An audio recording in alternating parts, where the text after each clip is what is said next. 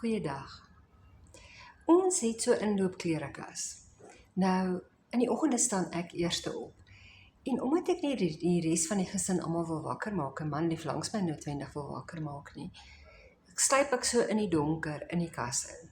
En dan voel ek so, want ek weet presies waar my kamerjas hang en waar my pantoffels staan. En in die donker is hulle altyd op dieselfde plek. As ek by die kas my hand insteek, die eerste item wat hang, is die kamerjas.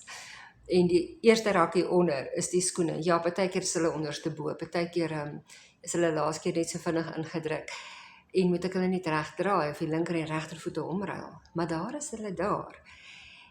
Weet jy, en dit laat my dink daaraan dat in my lewe, het ek partykeer tye wat ek ook in die donker rondsluip, wat ek nie mooi kan sien nie. En dan is dit so kosbaar om te weet, ek kan iets raakvat. Want jy weet, daai woorde in wat ek geleer het uit die Bybel, daai Bybelversies van Psalm 23 vers 1, die Here is my herder, ek kom niks kort nie.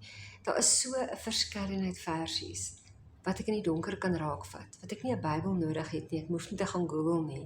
Ja, miskien gaan ek effens tas en 'n woord hier en daar dalk verkeerd omsê, maar die betekenis en die konsep en die liefde en die vertroue wat ek in die Here kan hê deur dit wat hy my in die woord uit leer, is daarom raak te vat, selfs in my donkerste oomblikke. En daarvoor is ek dankbaar. En dan besef ek net die waarde daarvan dat ek moet leer en lees en dit gereeld moet doen. Dat dit nie net 'n vae gedagte is in my kop nie, maar dat ek werklik daardie woorde van die Here kan vat. Want hulle is juist daar vir my, in goeie tye, maar ook in donker tye. Mooi loop.